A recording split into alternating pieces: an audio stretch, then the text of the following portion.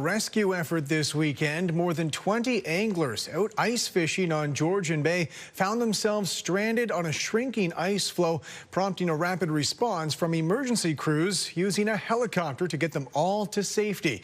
With more on their escape, here's Scott Miller. Water's opening up, ice is opening. An out-of-breath Kevin Fox was literally running for his life Sunday afternoon on a huge ice floe off the shores of Owen Sound. It was real stressful. Like guys were crying out there. They were calling loved ones, saying goodbye, and yeah, it wasn't good.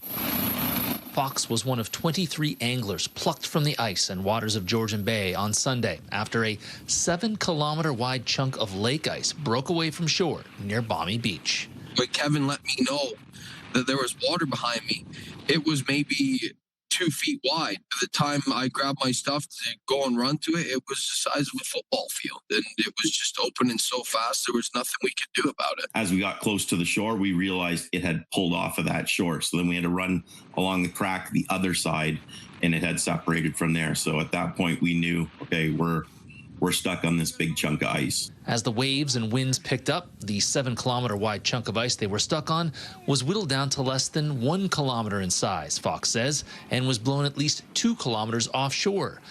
Calls to 911 had already been made by the anglers, but they were hearing back that the changing conditions meant the Coast Guard boat couldn't reach them, and neither could the OPP helicopter. I pretty much just counted my blessings and said to myself, like, this is the end right here. But despair turned to relief in a matter of minutes as the first OPP and orange helicopter flew overhead, plucking 5 anglers who'd fallen through the ice from the frigid waters of Georgian Bay.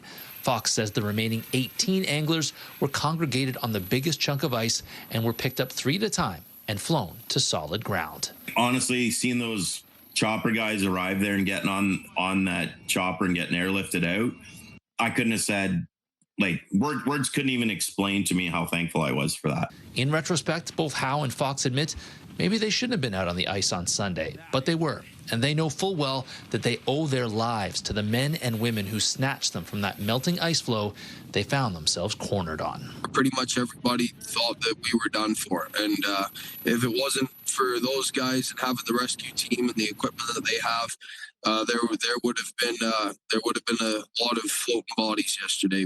Near Owen Sound, Scott Miller, CTV News.